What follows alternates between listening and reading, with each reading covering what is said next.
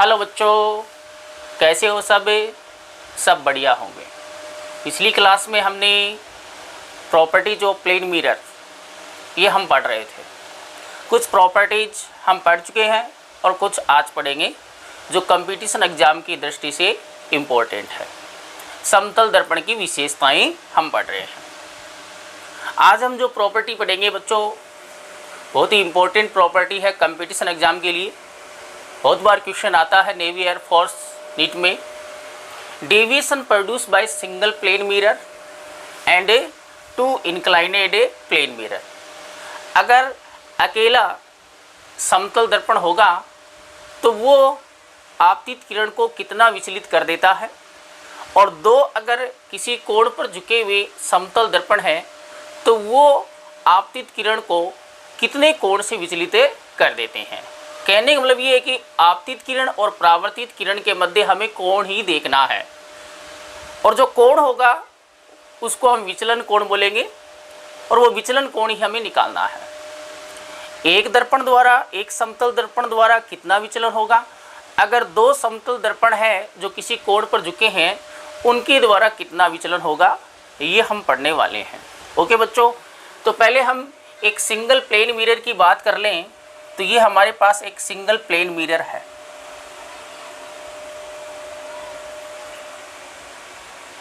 This is the plane mirror. अकेला ही plane mirror है, अकेला ही समतल दर्पण है।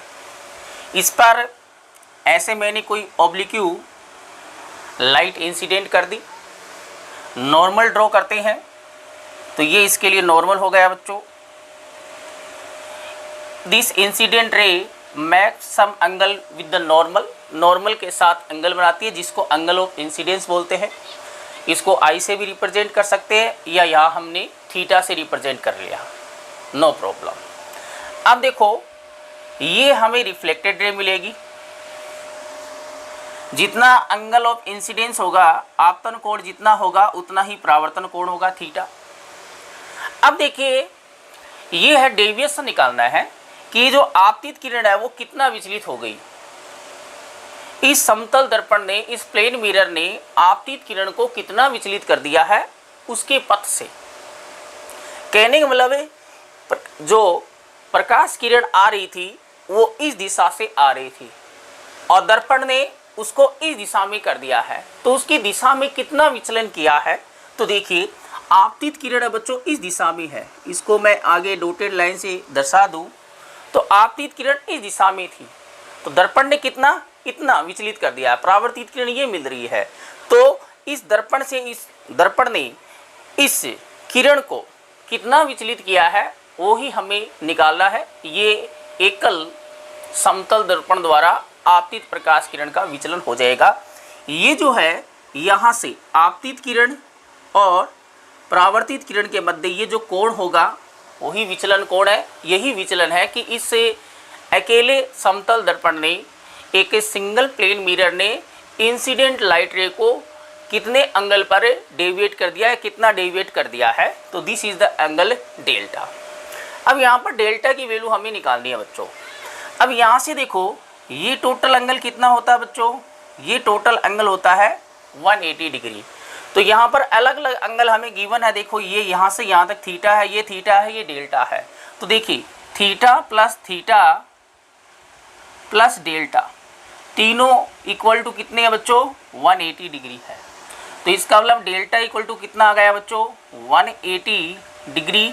Theta plus theta 2 theta minus 2 theta.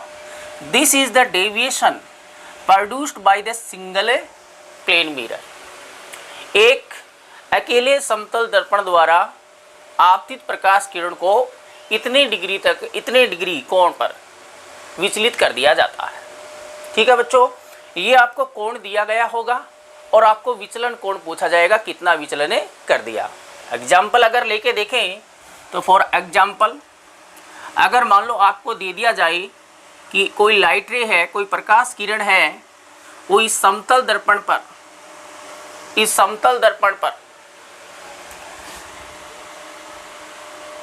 30 degree कोण पर आपतित होती है। आपतित अगर बोला है, इंसिडेंट हो रही है, देन इंसिडेंट एंगल है। और अगर आपको इंसिडेंट एंगल न देकर आपको ये कहे कि सरफेस के साथ इस मिरर के साथ एंगल बना रही है, तो उस केस में अलग हम कंडीशन लेंगे। तो बताइए ये जो सिंगल मिरर है, ठीक है, ये इस इंसिडेंट रे को कितना डेविएट कर देगा?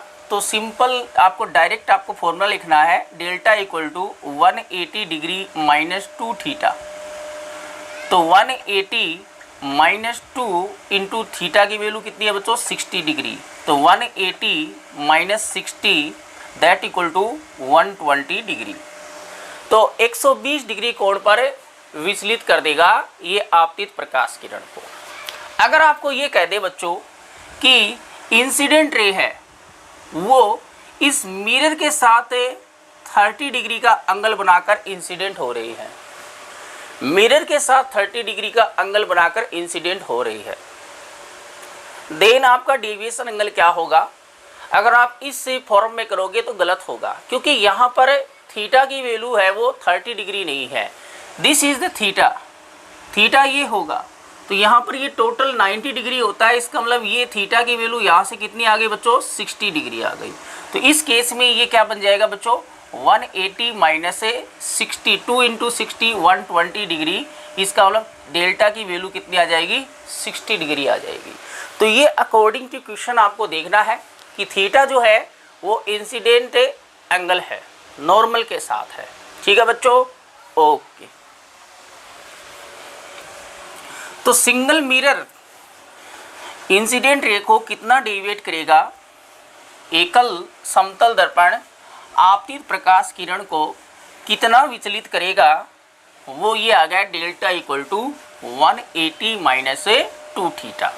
ठीक है बच्चों, ये आपको कॉन्सेप्ट याद रखना है, डायरेक्ट फॉर्मूला याद रखना है। अगर अकेला मिरर आएगा तो आपको क्वेश्चन में एंगल ऑफ इंसिडेंस गिवन होगा और आप इस फॉर्मूले को अप्लाई करके डेविएशन एंगल निकाल सकते हो, विचलन निकाल सकते हो। अगर हमारे पास दो अगर प्लेन मिरर है जो किसी एंगल पर इंक्लाइनेड है, तब क्या होगा? तब देखिए बच्चों, ये 2 प्लेन मिरर है,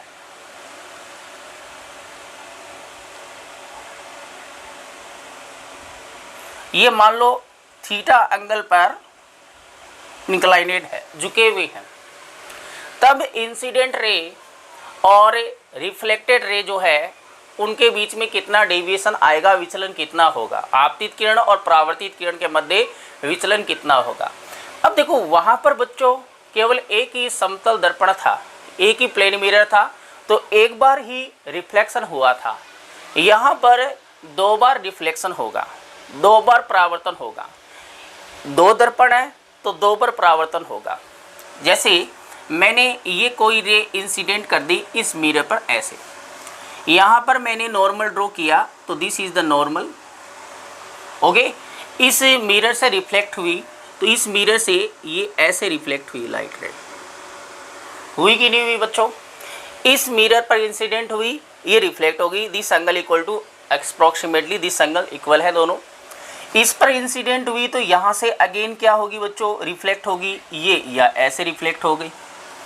तो यहाँ पर एक बार इससे रिफ्लेक्शन होगा, एक बार इससे। तो देखिए दोनों मिरर कंबाइन रूप से, संयुक्त रूप से कितना डेविएशन प्रोड्यूस करना है वो हमें निकालना है। तो देखो this is the incident ray, अपनी इंसिडेंट रे ये है, ये इंसिडेंट रे थी। अब आगे क्या हुआ हमें उससे कोई मतलब नहीं है। फाइनल जो रिफ्लेक्टेड रे है, जो आपकी फाइनल जो परावर्तित किरण है उसको देखना, ये आपतित है, ये परावर्तित है, इन दोनों के मध्य कितना एंगल है वो देखेंगे। तो देखिए ये टोटल एंगल कितना होगा वो हमें निकालना है। This is the incident, this is the reflected. Okay, incident और रिफ्लेक्टेड रे के बीच में टोटल एंगल ये इतना है। ये एंगल अगर आपका थीटा होता है, तो अगर यहाँ से हम ज्योमेट्रिकली सिंपल ज्योमेट्री लगाएं तो दिस एंगल आपका 2 थीटा आता है, इस थीटा का डबल आता है। ये आपको कैलकुलेट करने की ज़रूरत नहीं है। कंपटीशन एग्जाम में डायरेक्ट आपको कॉन्सेप्ट काम में लेने हैं। यहाँ पर थीटा लेंगे, यहाँ पर कुछ एंगल मानेंगे, यहाँ कुछ एंगल मानेंगे, ज्योमेट्री अप्लाई करेंगे तो ये 2 थीटा आएगा। हमें चाहिए ये एंगल चाहिए बच्चों, यहाँ से यहाँ तक ये जो होगा वो डेल्टा होगा। अब देखो टोटल एंगल ये कितना है? 360 है। तो यहाँ से देखो 360 इक्वल टू कितना है बच्चों? डेल्टा प्लस 2 थीटा है। तो इसका मतलब डेल्टा इक्वल टू कितना आ गया बच्चों, 360 माइनस 2 थीटा आ गया। तो दिस इज द फॉर्मूला। वहाँ 180 माइनस 2 थीटा था, यहाँ 360 माइनस 2 थीटा होगा। सबको समझ में आ गया होगा। अगर अपने पास से एक नहीं दो प्लेन मिरर है, दो समतल दर्पण है जो थीटा कोण पर झुके हुए हैं, थीटा कोण पर इंक्लाइनेड है, देन इंसिडेंट रे और फाइनल जो रिफ्लेक्टेड रे है उसके बीच में डेविएशन जो है वो इतना आएगा। तो आपको डायरेक्ट फॉर्मूला अप्लाई ही करना है। आपको केवल ये गिवन होगा कि दोनों मिरर है वो कितने एंगल पर इंक्लाइनेड है। अगर आपको कह दे कि टू प्लेन मिरर जो है वो 50 डिग्री एंगल पर इंक्लाइनेड है, तो बताइए इंसिडेंट रे और फाइनल रिफ्लेक्टेड रे है उनके बीच में डेविएशन एंगल कितना होगा, या हम कहें कि ये दोनों मिरर कंबाइंड रूप में कितना डेविएशन प्रोड्यूस करेंगे, तो वो डेविएशन आएगा बच्चों delta equal to 360 minus 2 theta, delta equal to 360 minus 2 into 50 बोले तो 100, डेल्टा इक्वल टू आ गया 260 डिग्री। इतना डेविएशन प्रोड्यूस करेंगे। तो सिंपल आपका कॉन्सेप्ट है बच्चों, टू अगर प्लेन मिरर है जो किसी एंगल पर इंक्लाइनेड है, देन डेविएशन है वो इस फॉर्मूले से निकलेगा। ठीक है बच्चों, समझ में आ गया होगा सबको। आगे बढ़ते हैं।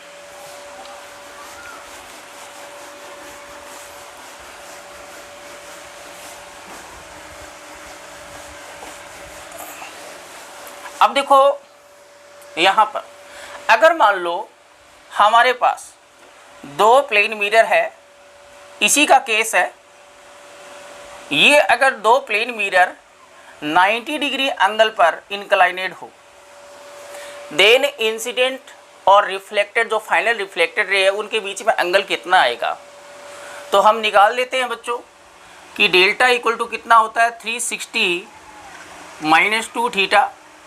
तो delta equal to 360 minus 2 into angle कितना है, इंक्लाइनेड एंगल कितना 90 डिग्री का, ये दोनों आपके समतल दर्पण 90 डिग्री कोण पर झुके हुए हैं।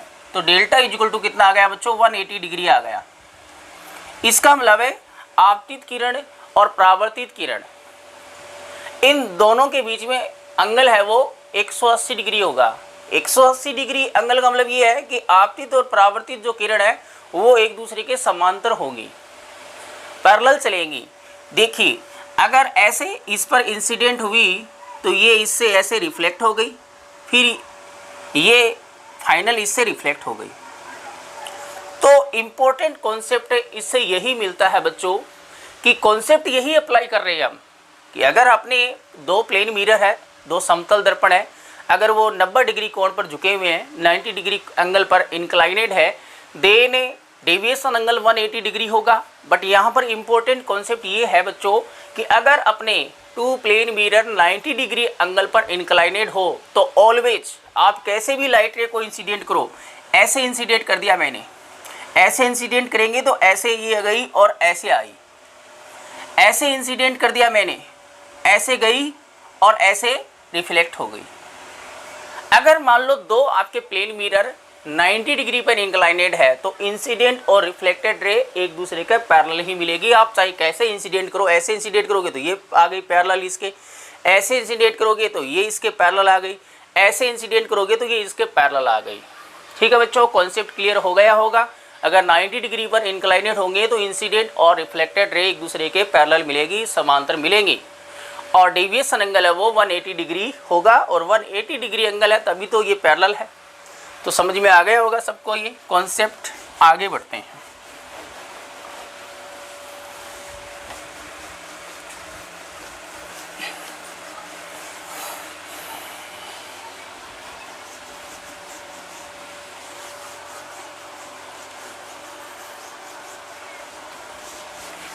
अब देखिए बच्चों, ये अगली प्रॉपर्टी देखिए, ये प्लेन मिरर है, this is the plane mirror.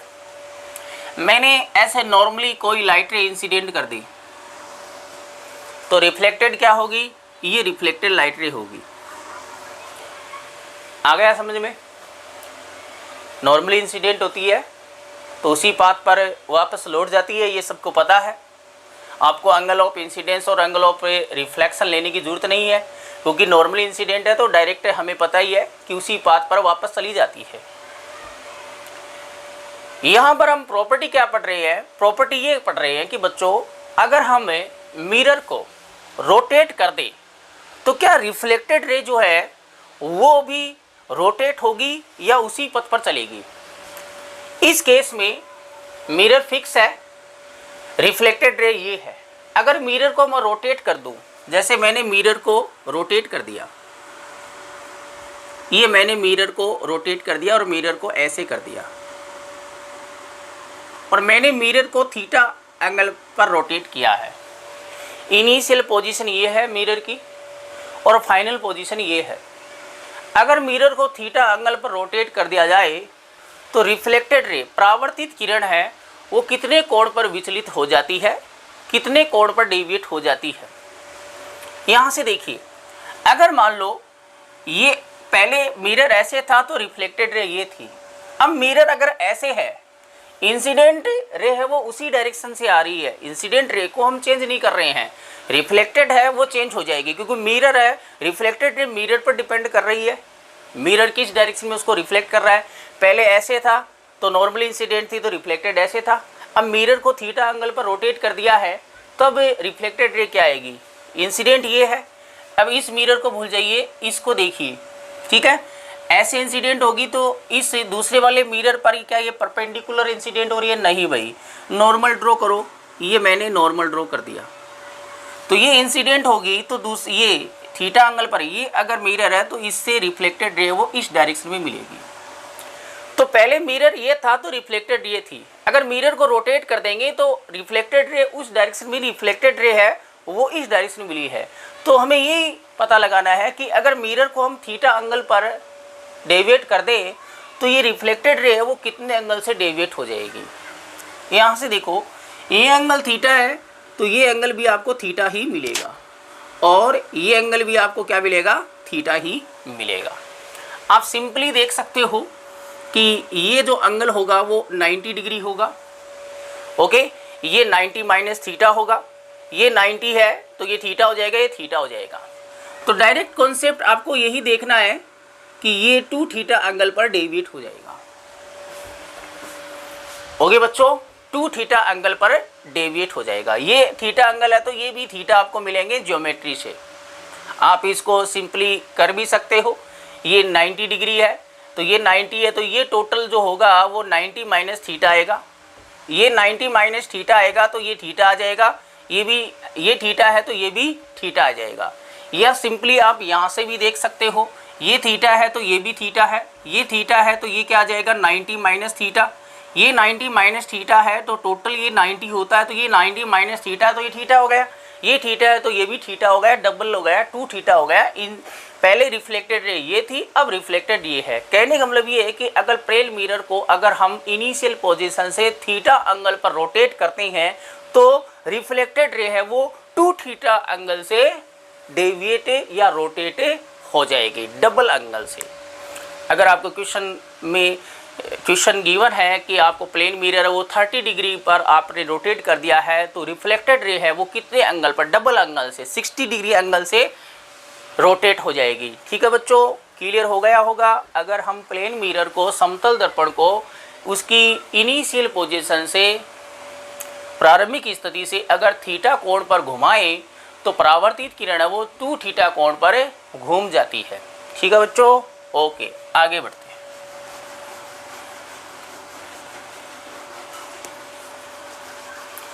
अगला देखो कॉन्सेप्ट, देखिए अगली प्रॉपर्टी जो है बच्चों वो बहुत बार कंपटीशन एग्जाम में पूछी जाती है।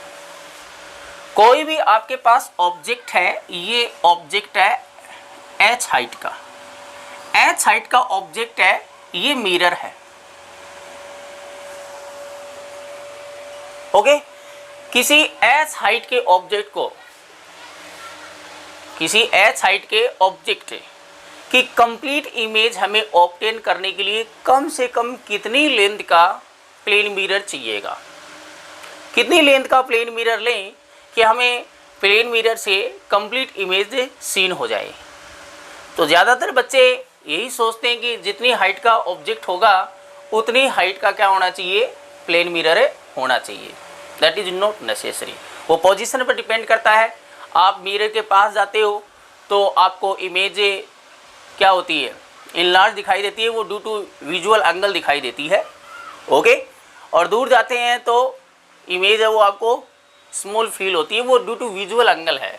जो आँख के द्वारा जो दृष्टिकोण बनता है, दर्शन कोण बनता है, उसके कारण वो स्मॉल फील होती है, बट स्मॉल होती नहीं है, वो उतनी होती है जितनी ऑब्जेक्ट की साइज की होती है। वो हम आगे देखेंगे दर्शन कोण, विजुअल एंगल क्या होता है माइक्रोस्कोप में।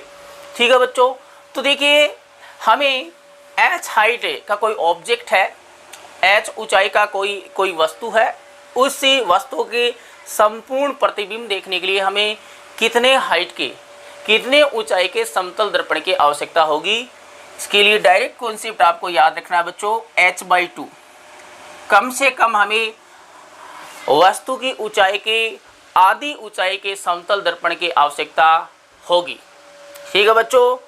इससे अगर कम है तब आपको नहीं दिखाई देगा, प्रतिबिंब तो दिखाई देगा लेकिन ऊपर सर से लेकर पैर तक संपूर्ण प्रतिबिंब दिखाई नहीं देगा।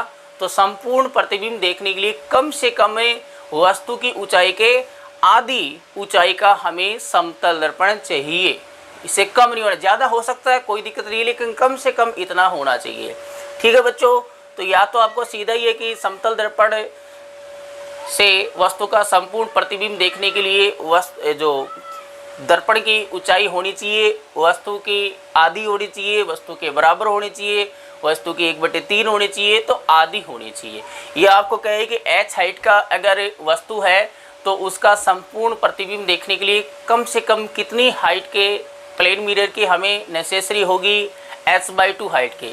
क्वेश्चन आ गया कि एक 60 फुट हाइट का मैन है, पर्सन है, 6 फुट हाइट का पर्सन है, उसकी कंप्लीट इमेज सीन करने के लिए हमें एटलीस्ट कितनी हाइट के प्लेन मिरर नेसेसरी होगा, कितना हाइट का प्लेन मिरर रिक्वायर्ड होगा।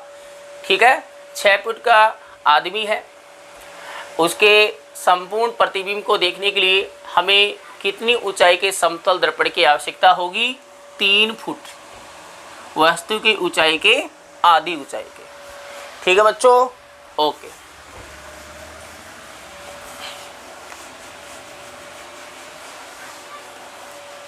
तो ये कॉन्सेप्ट आपको माइंड में रखना है। ठीक है कि वस्तु की हाइट की आधी हाइट के समतल दर्पण की आवश्यकता होगी बच्चों। ठीक है। इससे अगर कम होगा तो संपूर्ण प्रतिबिंब में नहीं देख पाएंगे। अगला देखिए बच्चों, ये कोई दीवार है और ये समतल दर्पण है। ये दीवार है और ये समतल दर्पण है। कोई ऑब्जेक्ट जो है वो जस्ट मान लो दीवार, इस वॉल और इस प्लेन मिरर के बीच की डिस्टेंस d है, इसके जस्ट मिड में बोले तो d/2 और इधर भी क्या है d/2। यहाँ पर कोई ऑब्जेक्ट है, कोई पर्सन है। ठीक है। ये इधर मुंह करके खड़ा है, इस प्लेन मिरर को देख रहा है। इस प्लेन मिरर से, प्लेन मिरर में उसे पीछे जो वॉल है उसकी इमेज दिख रही है, दिखेगी नहीं दिखेगी। जैसे सामने प्लेन मिरर है, पीछे वॉल है, उसे प्लेन मिरर में हमें अपनी इमेज भी दिखेगी और वॉल भी दिखेगी, पीछे जो वॉल है उसकी इमेज भी दिखेगी। तो देखिए अगर आपका पर्सन है वो मिड में है, एकदम मिड में है, दोनों के बीच में है, तब इस h हाइट, मान लो इस वॉल की हाइट कितनी है बच्चों, इस दीवार की ऊंचाई है वो h है। इस h हाइट की वॉल के इमेज को कंप्लीट इस मिरर में सीन हो जाए, कंप्लीट वो वॉल की कंप्लीट इमेज उसे दिखे। तो उसके लिए इस मिरर की हाइट कितनी होनी चाहिए, जैसे हमने ऑब्जेक्ट के लिए देखा था h/2 होनी चाहिए। अगर आपके पास ये कंडीशन है कि आपके पास मिरर है, वॉल है, ऑब्जेक्ट बीच में प्लेस्ड है, इस वॉल की कंप्लीट इमेज इस मिरर में देखनी है तो एटलीस्ट h/3 जो वॉल है उसकी 1/3 भाग ऊंचाई का हमें समतल दर्पण चाहिए। ठीक है बच्चों, ये कॉन्सेप्ट भी आपको याद रखना है। ओके, अगर कोई व्यक्ति है वो समतल दर्पण और दीवार के मध्य में खड़ा है तो दीवार का संपूर्ण प्रतिबिंब देखने के लिए उसे दीवार की 1/3 ऊंचाई के समतल दर्पण की आवश्यकता होती है। ठीक है ना, h/3 हाइट का प्लेन मिरर हमें रिक्वायर्ड होगा to seen the complete image of the wall. Okay बच्चों, this is the simple concept. ऐसा अगर क्वेश्चन में है तो आपको डायरेक्ट आपको कॉन्सेप्ट याद रखना है h/3 जो भी इसकी हाइट है। जैसे इसकी हाइट आपको कह दे कि वॉल है उसकी हाइट है 9 मीटर है तो हमें मिरर की हाइट कितनी लेनी है, एटलीस्ट कम से कम 3 मीटर लेनी है। 9/3 करेंगे 3 मीटर आ जाएगी। सबको क्लियर हो गया होगा, आगे बढ़ते हैं।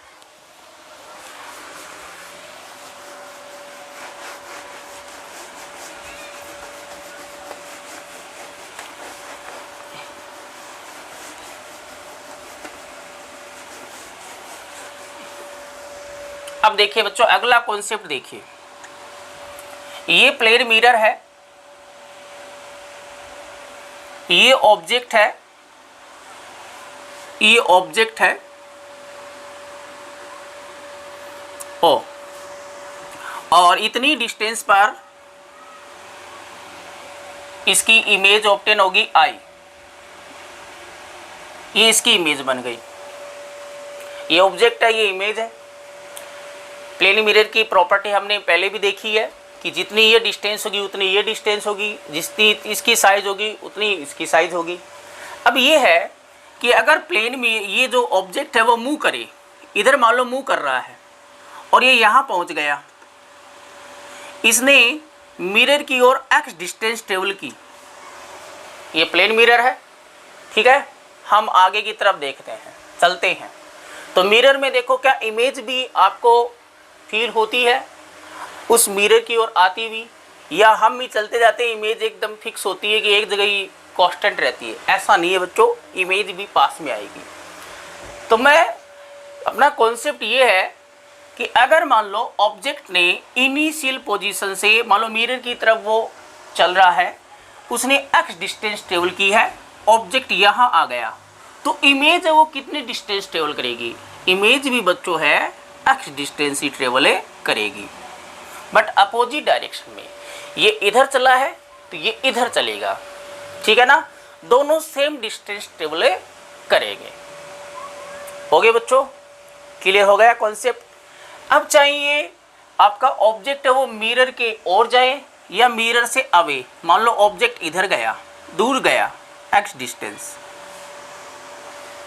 तो अगर हम मिरर से दूर जाते हैं तो इमेज भी दूर जाएगी, तो इमेज भी कितनी शिफ्ट हो जाएगी? इनिशियल पोजीशन से x डिस्टेंस ही शिफ्ट हो जाएगी, इमेज यहाँ पहुँच जाएगी।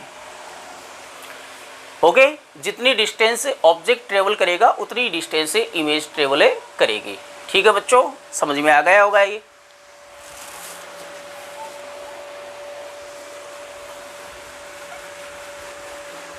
इनसे रिलेटेड क्वेश्चन आपको मैं पीडीएफ भेजूंगा, वो पीडीएफ आपको सोल्व करनी है। टेलीग्राम चैनल पर आपको पीडीएफ मिल जाएगी। ऑब्जेक्टिव क्वेश्चन होंगे रिलेटेड टू प्लेन मिरर, समतल दर्पण पर आधारित आपको जितने भी क्वेश्चन होंगे वो ऑब्जेक्टिव फॉर्मेट में आपको मिल जाएंगे। ठीक है बच्चों, आगे चलते हैं। अगर मान लो ये हमारे पास ऑब्जेक्ट है, ये इमेज बन गई इसकी।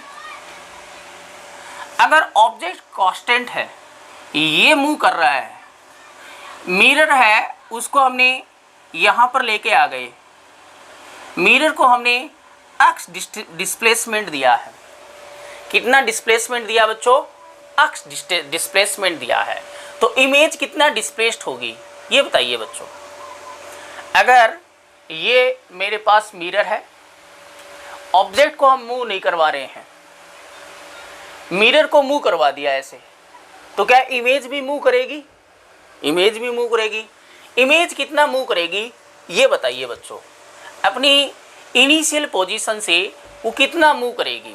देखिए इस केस में इमेज ये है, मिरर यहाँ पर है, तो इस केस में इमेज जितनी ये है, ऑब्जेक्ट डिस्टेंस इस मिरर के लिए ऑब्जेक्ट डिस्टेंस ये है, इस मिरर के लिए ऑब्जेक्ट डिस्टेंस ये है, तो इतना बनेगी, यहाँ पर बनेगी इमेज। और ये डिस्टेंस जो है वो कितनी आएगी बच्चों? x आएगी। कितनी आएगी? x आएगी। तो सेम आपको यही याद रखना है कि चाहे ऑब्जेक्ट मूव करे चाहे मिरर मूव करे, इमेज को तो हम मूव नहीं करवा सकते। इमेज तो भाई ऑब्जेक्ट पर बेस्ड होती है, तो या तो हम मिरर को मूव करवा सकते हैं या ऑब्जेक्ट मूव कर सकता है, या तो वस्तु गति कर सकती है या दर्पण गति कर सकता है। वस्तु या दर्पण दोनों में से कोई सा भी अगर आपका शिफ्ट करे, मूव करे, अवे हो चाहे टुवार्ड्स हो, वो जितना मूव करेगा, जितना वो डिस्प्लेस्ड होगा, जितनी दूरी तक वो विस्थापित होगा, उतनी दूरी तक प्रतिबिंब भी विस्थापित होगा। ठीक है बच्चों? ओके, समझ में आ गया होगा सबको?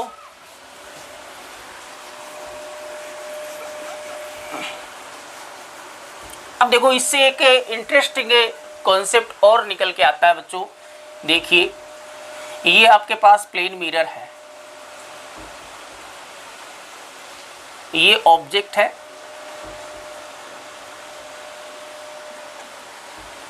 और ये यहां पर इसकी इमेज बनी बच्चों।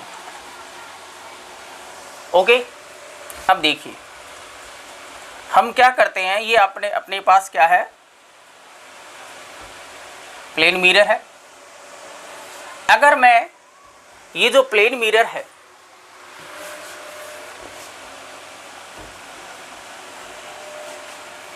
ये ऑब्जेक्ट और प्लेन मिरर दोनों ही मूव करें, ऊपर वाले दोनों केस में हमने एक को ही मूव करवाया था, या तो ऑब्जेक्ट मूव करे या मिरर मूव करे। अगर दोनों मूव करें, अपोजिट डायरेक्शन में अगर मूव करें, देन ये इमेज में कितना डिस्प्लेसमेंट आएगा? तो देखिए मैं इस मिरर को, फाइनल पोजीशन ये है मिरर की, मैं मिरर को इस वाली डायरेक्शन में, मिरर इस वाली डायरेक्शन में शिफ्ट हो रहा है और इमेज मान लो इस वाली डायरेक्शन में शिफ्ट हो रही है, दोनों ही मूव कर रहे हैं। अकेला मूव करेगा तो जितना डिस्प्लेसमेंट होगा उतनी ही इमेज में डिस्प्लेसमेंट आएगी, विस्थापन आएगा। लेकिन अगर दोनों मूव करें और अपोजिट डायरेक्शन में मूव करें, तो देखिए मान लो मिरर यहां आ गया, मिरर है वो इनिशियल पोजीशन से पहले मिरर की पोजीशन ये थी, यहां आ गया, इमेज पहले यहां थी, इमेज मान लो यहां आ गई, और इमेज ने भी उतनी दोनों अपोजिट डायरेक्शन में सेम डिस्प्लेस्ड हो रहे हैं। समतल दर्पण और वस्तु विपरीत दिशा में समान विस्थापित हो रहे, एक्स एक्स, ये इधर हो रहा है, ये इधर हो रहा है। तो प्रतिबिंब कितना विस्थापित होगा अपनी इनिशियल पोजीशन से? इसकी इनिशियल पोजीशन ये है। अब प्रतिबिंब बनेगा कहाँ वो देखना है, कितना इस इनिशियल पोजीशन से वो कितना विस्थापित होगा। अब देखिए बच्चों, मैं इसको u मान लेता हूँ, ये u है तो ये भी क्या होगा? u ही होगा। ये u है तो ये भी क्या होगा? u होगा। दोनों इक्वल होते हैं, दोनों इक्वल डिस्टेंस आएगी। अब देखिए ये, चलो इसको मैं v मान लेता हूँ, u और v दोनों क्या होंगे? इक्वल होंगे। अब देखिए बच्चों, ये x है तो ये डिस्टेंस कितनी आएगी? ये तो u ही आएगी। ये यहाँ से यहाँ तक कितनी है? u ही है। ये कितनी है? u ही है। ओके बच्चों, अब ये यहाँ से यहाँ तक डिस्टेंस v है, क्या है? v है। तो ये v है, ये x है, तो ये रिमेनिंग कितनी बची बच्चों? v माइनस x बची। कितनी बची? v minus x। अब देखिए इस केस में मिरर ये है, ऑब्जेक्ट ये है, तो इस केस में ऑब्जेक्ट डिस्टेंस कितनी है बच्चों? इस केस में ऑब्जेक्ट डिस्टेंस मैं कैपिटल U मान लेता हूं कि ऑब्जेक्ट डिस्टेंस कैपिटल U है। इस केस में ऑब्जेक्ट ये मिरर, ऑब्जेक्ट डिस्टेंस है वो U है, बिंब दूरी है वो U है। इस केस में हमें दिख रहा है कि ये x है, ये U है, ये x है। टोटल ऑब्जेक्ट की इस मिरर से कितनी डिस्टेंस है? कैपिटल U है, और वो कितनी आ जाएगी बच्चों? x plus x, 2x plus u आ गई। 2x प्लस क्या आ गई बच्चों, u आ गई। ठीक है, इसको u ही मान लेते हैं जिससे कि एक स्टेप आगे नहीं बढ़ना पाए। ठीक है बच्चों, अब देखो हमें पता है कि ऑब्जेक्ट इस केस में अगर आपका मिरर x डिस्प्लेस हो गया तो इस केस में ऑब्जेक्ट है वो मिरर से 2x प्लस u डिस्टेंस पर है। तो बताइए इमेज कितनी डिस्टेंस पर बनेगी, वो तो हमें पता है कि ऑब्जेक्ट डिस्टेंस, इस केस में ऑब्जेक्ट डिस्टेंस u है तो इस केस में भी इतनी होगी। इमेज मान लो यहाँ बन गई और इमेज डिस्टेंस आएगी वो उतनी आएगी जितनी ऑब्जेक्ट डिस्टेंस होगी, 2x प्लस u ही आएगा बच्चों, यहाँ बनेगी इमेज। अब हमें निकालना ये है कि ये जो है इमेज, पहले इमेज यहाँ थी अब इमेज यहाँ, तो इमेज में कितना डिस्प्लेसमेंट आया है ये डिस्प्लेसमेंट निकालना है। मैं इसको स्मॉल d मान लेता हूँ। तो ये कितना होगा, टोटल कितना है, d बराबर क्या आएगा 2x प्लस u, इसमें से क्या घटा दे, ये घटा दो, माइनस u माइनस है x, तो ये आएगा d बराबर 2x plus u minus u plus x, u से u कैंसिल, d बराबर 3x। डायरेक्ट कॉन्सेप्ट क्या है बच्चों, डायरेक्ट कॉन्सेप्ट यही है कि अगर मिरर और ऑब्जेक्ट दोनों अपोजिट डायरेक्शन में सेम डिस्प्लेस्ड हो या x डिस्प्लेस्ड हो अपोजिट डायरेक्शन में, देन इमेज अपनी इनिशियल पोजीशन से 3x डिस्प्लेस हो जाएगी। कितनी डिस्प्लेस हो जाएगी, पहले इमेज यहाँ थी अब इमेज यहाँ, दोनों में डिस्प्लेसमेंट कितना आया बच्चों, 3x आया है। अकेला अगर मूव करे तो नो प्रॉब्लम, जितनी ऑब्जेक्ट डिस्प्लेस होगा, जितना मिरर डिस्प्लेस होगा उतना ही इमेज डिस्प्लेस होगी। बट अगर दोनों अगर मूव करे और अपोजिट डायरेक्शन में मूव करेंगे तो 3x होगा, सेम डायरेक्शन में करेंगे तो क्या होगा, ये आप इस कॉन्सेप्ट से निकाल सकते हो। ठीक है बच्चों, ये इंपॉर्टेंट कॉन्सेप्ट है, याद रखना। 3x यहाँ पर आपको कह दे कि ऑब्जेक्ट और मिरर है दोनों 2 सेंटीमीटर डिस्टेंस से डिस्प्लेस हुए तो इमेज कितना होगी, 3 टाइम्स कर देना है, 6 सेंटीमीटर हो जाएगी। ठीक है बच्चों, तो this is the direct concept, याद रखना है। समझ में आ गया होगा सभी बच्चों के। आगे बढ़ते हैं बच्चों अगली प्रॉपर्टी की ओर।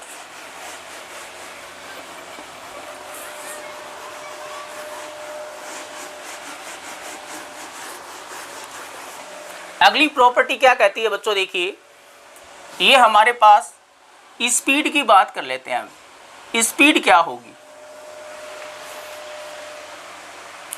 ये हमारे पास प्लेन मिरर है बच्चों,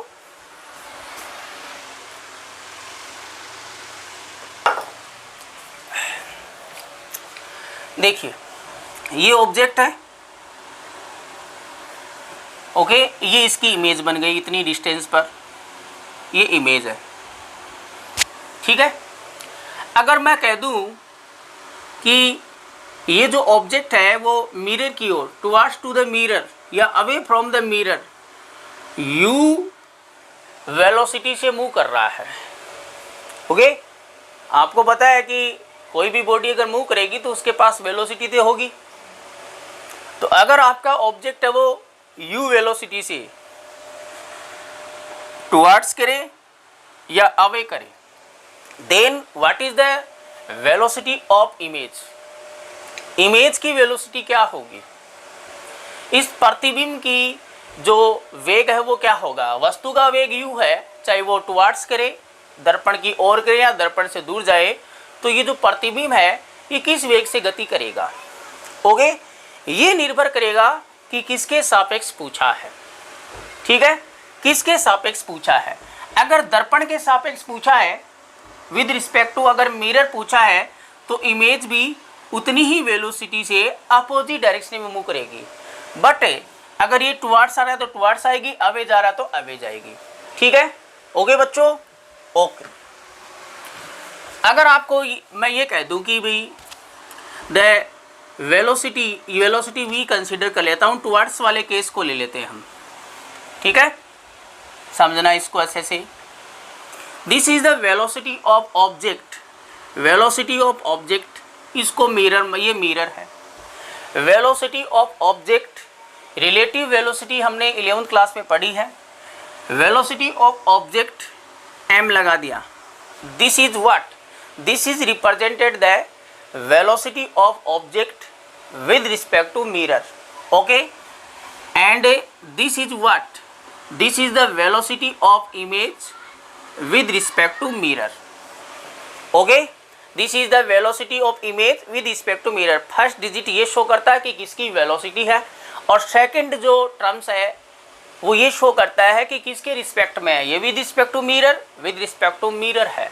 तो विद रिस्पेक्ट टू अगर मिरर देखें तो velocity of image with respect to, sorry, velocity of image with respect to mirror that is equal to क्या होता है, velocity of object with respect to mirror, equal होते हैं, ओके। आप plane mirror के आगे खड़े हो जाइए, आप किसी स्पीड से या वेलोसिटी से उसकी ओर जाएंगे तो इमेज भी पास आती है।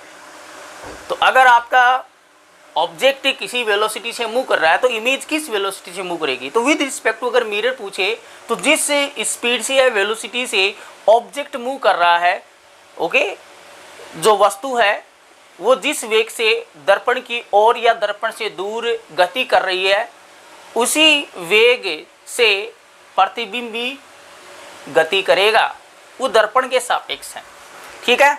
अगर हम इसको सदिश रूप में लें वेक्टर फॉर्म में, तो इसको वेक्टर फॉर्म में अगर देखें तो v जो वेक्टर im जो होगा वो माइनस VOM होगा। कहने का मतलब ये है कि जो वेग है उसका परिमाण तो समान होगा बट दिशा अलग है। देखो आपकी वस्तु इधर जाएगी तो ये इधर आएगी, वस्तु अगर इधर जाएगी तो इमेज इधर जाएगी, दूर जाएगी, तो दोनों जो इस वेलोसिटी है उनका मैग्नीट्यूड सेम होगा with respect to mirror, but क्या डायरेक्शन डिफरेंट होगी। तो ये नेगेटिव साइन यही शो करता है कि दोनों की डायरेक्शन क्या है बच्चों, डिफरेंट है, ठीक है बच्चों। अब देखिए अगर मैं निकालूं velocity of image with respect to object, अगर आपको ये कह दे क्वेश्चन में कि जो इमेज है उसकी velocity with respect to object क्या होगी, विद रिस्पेक्ट टू आपकी मिरर थी और मिरर क्या था, रेस्ट में है,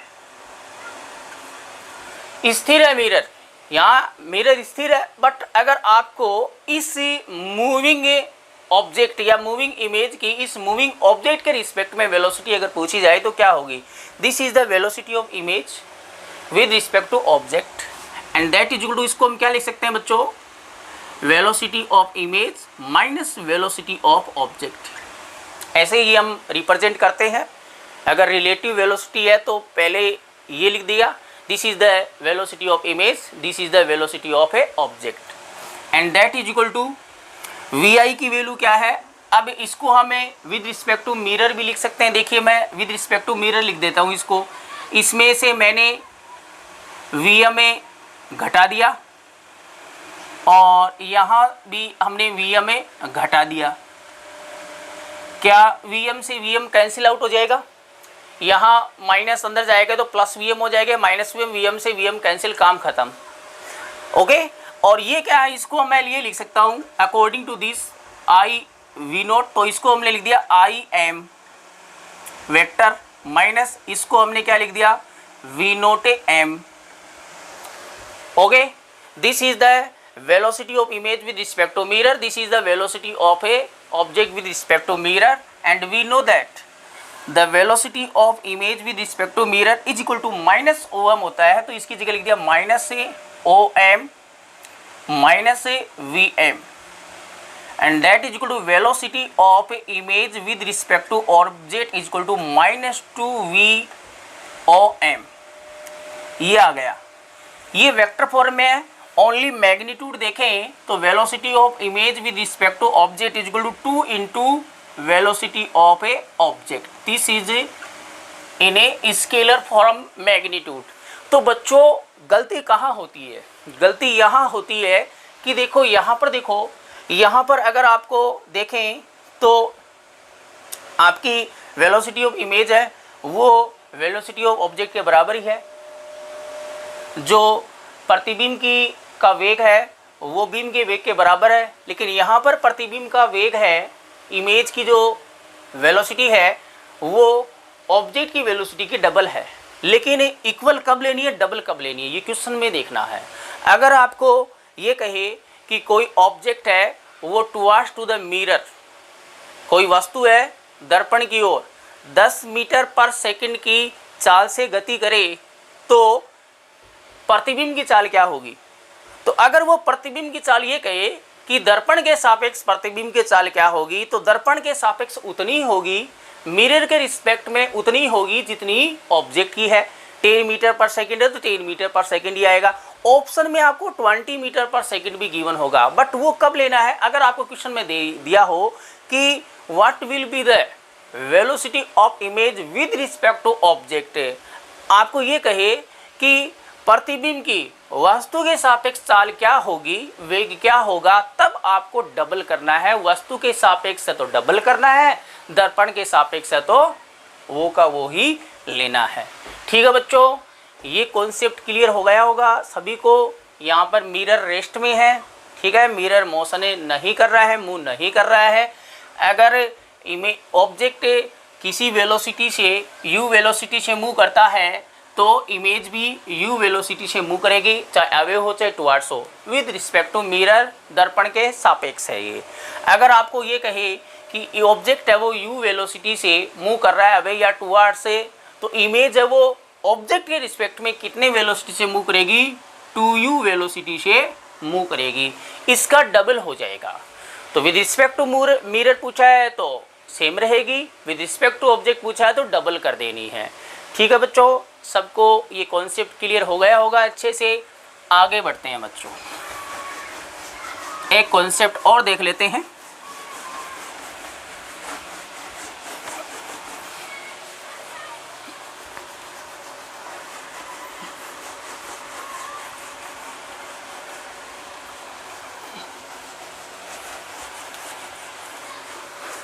अब देखिए बच्चों, अगर मान लो ये ऑब्जेक्ट है, ये रेस्ट में है, ये स्थिर है, मिरर मूव कर रहा है u वेलोसिटी से, ये रेस्ट के रिस्पेक्ट में लेना है। दिस इज द मिरर, तो velocity of mirror with respect to image object, velocity of mirror with respect to object है वो u आपको गिवन है, u गिवन है। तो what is the velocity of, ये अगर इधर मूव करेगा तो इमेज भी आपको पता है कि मिरर अगर इसके पास आएगा तो इमेज भी तो मिरर के पास ही आएगी। इमेज इधर मूव करेगी, इमेज है वो किस वेलोसिटी से मूव करेगी, विद रिस्पेक्ट टू ऑब्जेक्ट। तो what will be the velocity of image with respect to object, वो जो होगी वो बच्चों 2u होगी। क्या होगी, 2u। क्या होगी बच्चों, 2u। अगर आपका ऑब्जेक्ट रेस्ट में स्थिर है, ये u वेलोसिटी से मूव करेगा तो ये इस वेलोसिटी से मूव करेगा। यहाँ पर वेलोसिटी ऑफ ऑब्जेक्ट वो क्या है बच्चों, 0 है। क्या है, 0 है। ठीक है बच्चों, ये कॉन्सेप्ट भी आपको ध्यान में रखना है। अगर मिरर मूव करेगा विद रिस्पेक्ट टू ये तो u है, तो इमेज है वो विद रिस्पेक्ट टू आपके ऑब्जेक्ट है वो 2u वेलोसिटी से मूव करेगी। ठीक है बच्चों, ये सबको क्लियर हो गया होगा। तो प्लेन मिरर से रिलेटेड जो भी अच्छे अच्छे कॉन्सेप्ट थे वो मैंने आपको सारे करवा दिए हैं। और भी बहुत सारे कॉन्सेप्ट हैं, मैं आपको ऑब्जेक्टिव टाइप क्वेश्चन सेंड करूँगा। ओके, टेलीग्राम चैनल पर आपको मिल जाएगी PDF, हिंदी मीडियम और इंग्लिश मीडियम दोनों के लिए। वो क्वेश्चन आपको सोल्व करने हैं। जितने ज़्यादा आप क्वेश्चन सोल्व करोगे उतने ही कॉन्सेप्ट आपके क्लियर होंगे। ठीक है बच्चों, तो आज के लिए इतना काफ़ी है। कल की क्लास में हमें स्फेरिकल मिरर पढ़ेंगे, गोलीय दर्पण पढ़ेंगे और उसकी विशेषता देखेंगे क्या होंगे। ठीक है बच्चों, thank you, bye, take care, खुश रहो और पढ़ते रहो।